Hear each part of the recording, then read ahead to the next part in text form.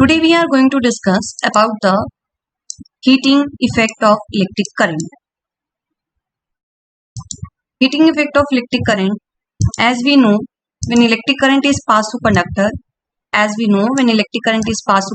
it becomes hot after some time. जैसे जैसे electric current conductor से फ्लो करता है, इलेक्ट्रिक करंट के फ्लो होने से क्या होगा बच्चे, कुछ टाइम के बाद वो कंडक्टर हीटअप हो जाता है। ऐसा क्यों हो रहा है? क्योंकि वहां पे एक एनर्जी दूसरी एनर्जी में ट्रांसफॉर्म हो रही है। क्योंकि हमें पता है energy can neither be created nor be destroyed, it can only transform from one form to another form. यहाँ पे कौन सी एनर्जी ट्रांसफॉर्म हुई है? यहाँ पर इलेक्ट्रिकल एनर्जी हीट एनर्जी में ट्रांसफॉर्म हुई है।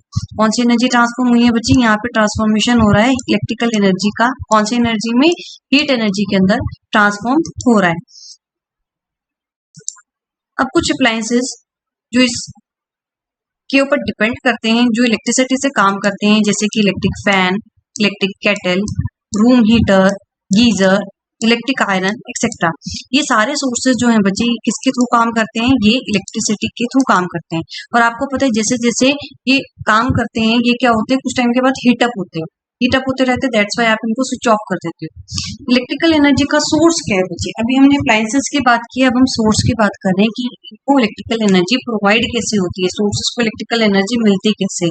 तो इनका सोर्स क्या होता है बच्चे? या तो बैटरी होती है या क्या होता है सेल। ये दोनों किसके सोर्स है? आपकी इलेक्ट्रिकल एनर्जी के सोर्स है।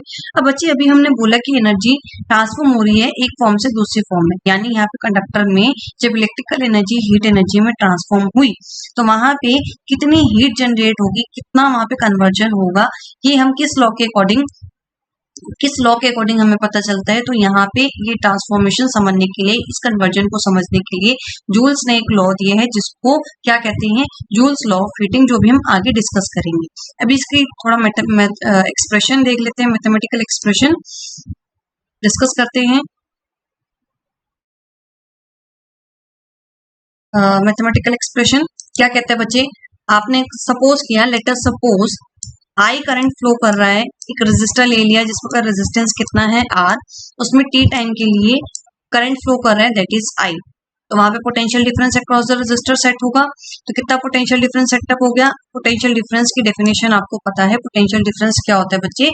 Work done in bringing a charge from one point to another point. तो इसका फॉर्मूला क्या है? V is equal to W divided by Q। तो यहाँ से आप इसको क्रॉस मल्टीप्लाई करके वर्क डन को कैलकुलेट कर सकते हो, जो किसके इक्वल है? W equal to V into Q। अब आपने बोला पावर। पावर क्या है बच्चे? किसी काम को करने की क्षमता, कि आप किस काम को कितनी जल्दी कर सकते हो और उस काम को करने के लिए कितना टाइम लग रहा है। ठीक है, तो इसको रिलेट कैसे करेंगे? Power is equal to work done divided by time T। तो यहाँ पे वर्क डन अभी आप कैलकुलेट कर चुके हो, जो किसके इक्वल आया है? V Q के equal, where V is the potential difference and Q is the charge and W is the work done. तो यहाँ पे W की वैल्यू हम पुट कर देते हैं, जो क्या है? V Q divided by time T। अब यहाँ पे Q डिवाइडेड बाय T क्या है बच्चे? करंट, इलेक्ट्रिक करंट हमने डिफाइन किया था, the rate of flow of charge. I is equal to Q divided by time T। तो यहाँ पे ये Q बाय T किसके इक्वल हो गया?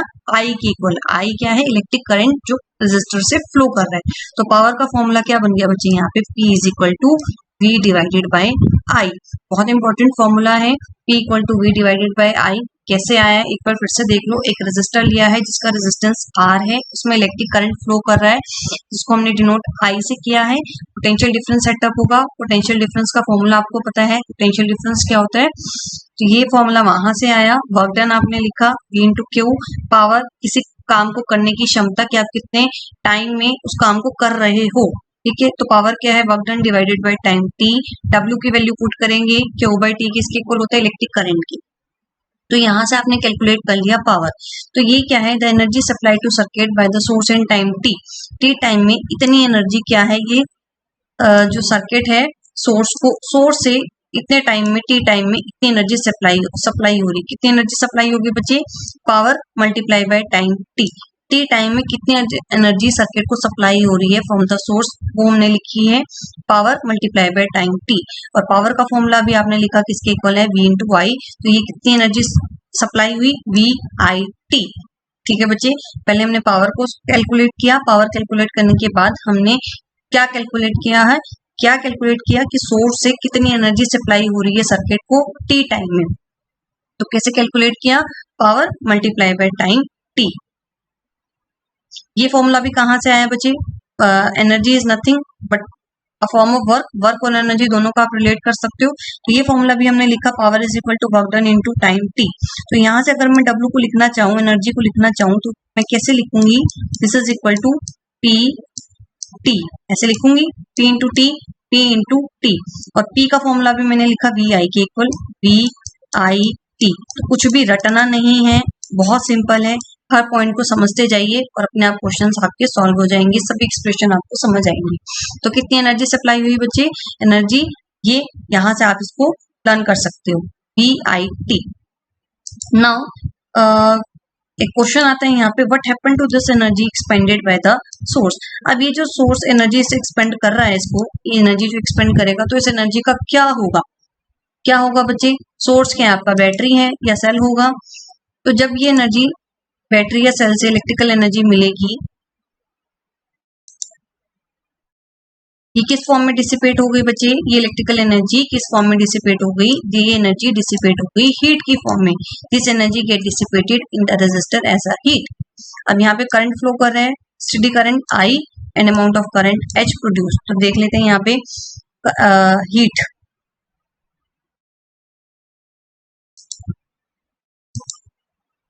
तो बच्चे किस फॉर्म में इलेक्ट्रिकल एनर्जी डिसिपेट हुई है?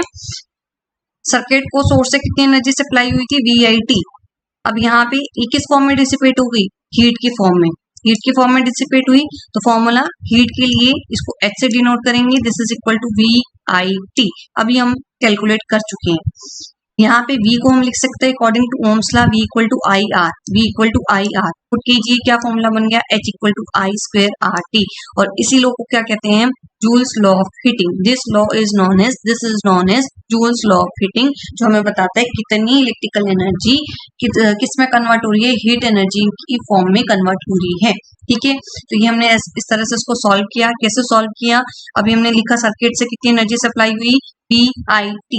और ये कैसे डिसिपेट हो गई? रेजिस्टर में in the form of heat. तो हीट को एच से डिनोट करते हैं, H equal to this energy V I T. Ohm's law के अकॉर्डिंग वी को पुट कीजिए आई आर, और आपका फॉर्मूला क्या बन गया? H equal to I square R T. इसको कर दीजिए बॉक्स में बंद। बहुत इंपॉर्टेंट फॉर्मूला है, एग्जाम में आ जाता है। Explain joules law of heating. तो कैसे लिखना है आपने? जूल्स लॉ ऑफ हीटिंग क्या है बच्चे? ये आपको डिस्क्रिप्शन देते हैं। किस बारे में डिस्क्रिप्शन देता है? About the conversion of electrical energy, about the conversion of electrical energy into heat energy. And उसका मैथमेटिकल एक्सप्रेशन क्या बन गया बच्चे? h equal to I square R T, where h is a heat, I is a current, R is a resistance and T is a time t। इसकी explanation देख लेते हैं। और क्या कहते हैं जूल्स लॉ? तो दिस लॉ इंप्लाइज, क्या इंप्लाइज करता है बच्चे? Heat produced in a resistor is, क्या इंप्लाइज करता है आपको? अब आप ये फॉर्मूला देखोगे, ये तीनों ही पैरामीटर्स जो हैं डायरेक्टली प्रोपोर्शनल है हीट के। तो हीट जो प्रोड्यूस हुई वहां पे सर्किट में इज डायरेक्टली प्रोपोर्शनल टू किसके? आई की स्क्वायर किया हुआ है। तो square of the current for the given resistance R directly proportional to resistance for a given current. जो आपको वहां पे रेजिस्टेंस गिवन है उसके भी डायरेक्टली प्रोपोर्शनल है, as well as directly proportional to the time for which current flows through the resistor। तो तीनों पैरामीटर के लिए, करंट के लिए भी करंट का स्क्वायर है, रेजिस्टेंस का और टाइम, तीनों ही पैरामीटर के लिए ये क्या है? डायरेक्टली प्रोपोर्शनल है। ठीक है बच्चे, तो ये तीनों स्टेटमेंट लिखनी है आपको। मैथमेटिकल एक्सप्रेशन इसका लिख देना है, फॉर्मूला लिख देना है, h equal to I square R T. ये है आपका Joule's law of heating. Discuss करते हैं एग्जाम्पल 11.10। इसकी जो जूल्स लॉ ऑफ हीटिंग अभी तक हमने जो किए हैं उसके ऊपर ये न्यूमेरिकल है। आपको कैलकुलेट क्या करना है इस न्यूमेरिकल के अंदर? पहले स्टेटमेंट देखते हैं। An electric iron consume energy at a rate of 840 watt. 840 watt, watt किसकी यूनिट होती है बेटा? पावर की यूनिट होती है। When heating at a maximum rate and 360 watt when heating at a minimum rate. Voltage, source की voltage कितनी given है? 220 volt. What are the current and resistance in each case? Current और resistance दोनों case में कितना होगा? ठीक है, तो आपको क्या गिवन है? पावर का फॉर्मूला पहले हम देख लेते हैं। पावर कितनी होती है बेटा? पावर को हम लिखते हैं वी आई के इक्वल। ठीक है, अगर यहाँ से हमें करंट कैलकुलेट करना है तो सिंपली हम लिख सकते हैं P divided by V। Okay, when heating at a maximum rate, जब हीटिंग जो है वो क्या है? मैक्सिमम रेट पे। तो करंट को कैलकुलेट कर लें, पावर कितनी गिवन है 840 वोल्ट, सोर्स की वोल्टेज कितनी गिवन है 220 वोल्ट, दोनों को डिवाइड कीजिए और आपके पास कैलकुलेट करके आंसर कितना आएगा 3.82 ampere. Ampere is SI unit of current. अब सिंपल आपको क्या करना है, रेजिस्टेंस भी कैलकुलेट करना है इस केस में, तो चलिए रेजिस्टेंस को भी कैलकुलेट कर लेते हैं। What about the resistance, resistance को कैसे सॉल्व करेंगे, according to Ohm's law V equal to IR होता है, R को लिख सकते हैं हम V upon I, R equal to V upon I। V 220 volt, current 3.82 ampere, अभी हमने कैलकुलेट किया, दोनों को सॉल्व किया तो क्या वैल्यू निकल कर आई है बेटे 57.60 ओम। ओम इज ऐसा यूनिट ऑफ रेजिस्टेंस। जब इसको मिनिमम रेट पे करेंगे, ये इसका नेक्स्ट पार्ट है, जब मिनिमम रेट पे किया तो सिंपली करंट सॉल्व कीजिए, I equal to 360 divided by 220 volt, कितना ये आया आपके पास 1.64 एम्पियर। अब सिमिलरली जैसे फर्स्ट केस में रेजिस्टेंस के लिए सॉल्व किए हैं, यहाँ पे भी रेजिस्टेंस के लिए सॉल्व कर लेते हैं। यहाँ पे रेजिस्टेंस के लिए जब सॉल्व किया ओम्स लॉ के according V equal to IR, और R को क्या लिख सकते हो आप V डिवाइडेड बाई I। ये आपको गिवन है 220 वोल्ट, आप I कैलकुलेट कर चुके हो 1.64 एम्पियर, दोनों को डिवाइड करोगे, ये सॉल्व करने के बाद वैल्यू आपके पास आएगी 134.15 ओम। ठीक है बच्चे, सिंपल आपको फॉर्मूलाज याद होने चाहिए, आप इजिली इनको सॉल्व कर सकते हो।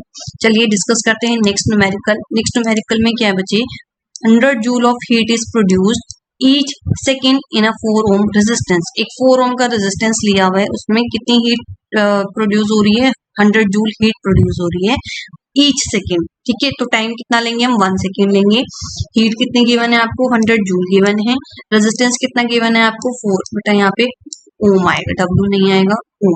ठीक है, आपको कैलकुलेट क्या करना है, potential difference across the resistor calculate करना है। तो चलिए सॉल्व करते हैं इसको, V कैलकुलेट करना है आपको। ठीक है, तो according to Joule's law of heating H equal to Y square RT। अब यहाँ पे देखिए आपको कौन कौन से पैरामीटर गिवन है, आपको H भी गिवन है, टाइम T भी गिवन है, R भी गिवन है, I गिवन नहीं है। तो यहाँ पे हम ओम्स लॉ के अकॉर्डिंग इसको चेंज कर सकते हैं। हमें ओम्स लॉ पता है क्या होता है, V equal to I R, V equal to I R। ठीक है बेटा, ये होता है। यहाँ से I को अगर मैं लिखना चाहूँ तो I को लिख सकती हूँ मैं V डिवाइडेड बाई R, तो I को पुट कर दीजिए V डिवाइडेड बाई R। ये एक्सप्रेशन कैसे चेंज हो जाएगा आपका, एक्सप्रेशन आपका चेंज हो जाएगा। ओके, पहले इन्होंने यहाँ पे इसको पुट कर दिया, ऐसे भी कर सकते हो आप, पहले इस तरह से सॉल्व कर लेते हैं, बाद में उस तरह से हम सॉल्व करेंगे। आई स्क्वायर, पहले आई की वैल्यू कैलकुलेट कर ली, तो यहाँ पे स्क्वायर रूट बेटा ये पूरा है ऐसे, H डिवाइडेड बाई RT। तो यहाँ पे जब आप वैल्यूज पुट करोगे, H की वैल्यू 100 जूल, R 4 ओम और टाइम 1 सेकेंड। यहाँ पे ये सॉल्व करने के बाद आपके पास आएगा √25।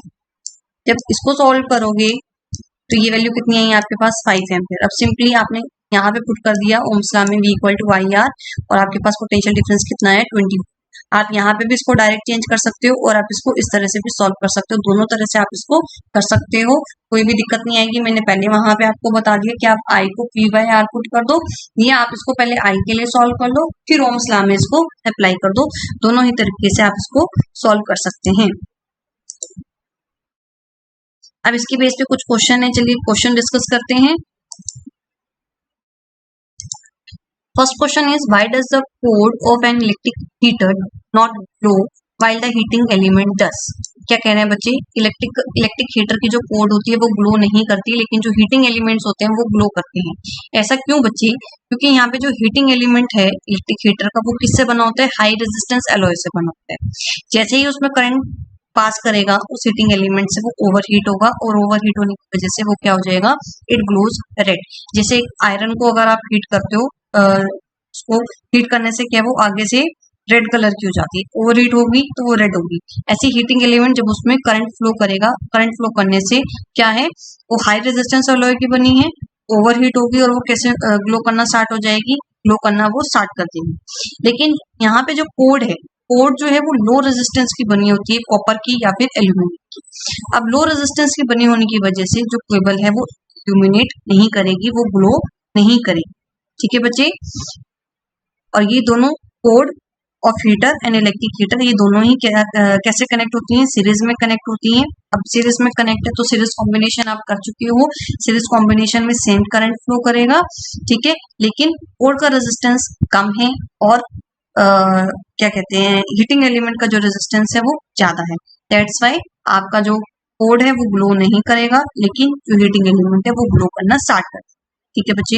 Next question, compute the heat generated by transferring this amount of charge in 1 hour through a potential difference of 50 volt. अब यहाँ पे आपको क्या करना है, हीट कैलकुलेट करनी है। तो आपको क्या क्या गिवन है बच्चे, आपको चार्ज गिवन है, चार्ज कितना गिवन है आपको 96,000 कूलम, चार्ज कितना गिवन है, ये आपको क्यू गिवन है 96,000, ठीक है। टाइम आपको 1 hour गिवन है, टी आपको 1 hour गिवन है, वी आपको कितना गिवन है 50 वोल्ट, वी इज 50 वोल्ट। तो अभी हमने पैरामीटर्स लिख लिए जो हमें गिवन है, आपको हीट कैलकुलेट करनी है। हीट के बच्चे पोटेंशियल में हम फॉर्मूला कर चुके हैं, potential is nothing but amount of work done in bringing a charge. तो इसका फॉर्मूला क्या होता है, V is equal to W divided by Q। तो यहाँ से अगर मैं सॉल्व करना चाहूँ, इस W को मैं कैलकुलेट करना चाहूँ तो V इंटू Q कर सकती हूँ।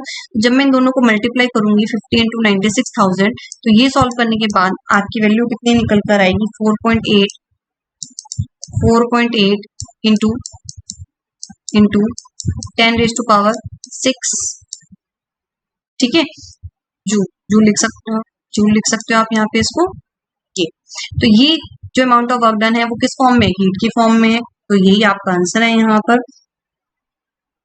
नेक्स्ट क्वेश्चन डिस्कस करते हैं, इलेक्ट्रिक आयरन ऑफ रेजिस्टेंस 20 ओम। एक इलेक्ट्रिक आयरन है जिसका रेजिस्टेंस 20 ओम है, करंट कितना है 5 एम्पियर, आपको हीट डेवलप करनी है कितने के लिए 30 सेकेंड के लिए। तो जूल फ्लो ऑफ हीटिंग लगा लीजिए, H = Y² RT, आई भी गिवन है, रेजिस्टेंस भी गिवन है, टाइम भी गिवन है, इसको सॉल्व कर लीजिए according to H = I² RT। Simply आपको वैल्यूज पुट करनी है और पुट करने के बाद आप इसको सॉल्व करेंगे तो ये हीट कितनी निकल कर आएगी आपके पास, करंट को मल्टीप्लाई 5 इंटू 5 25 इंटू 20, तो ये सॉल्व करने के बाद आपके पास आया 25 इंटू 55,000, 5,000 इंटू 30, तो ये सॉल्व करने के बाद आपके पास आएगा 15,000 जूल। तो ये थे आपके क्वेश्चन, होप सो इन क्वेश्चंस में आपको कोई डाउट नहीं है, सारे क्वेश्चंस आपको क्लियर हैं। आज के लिए इतना ही, थैंक यू।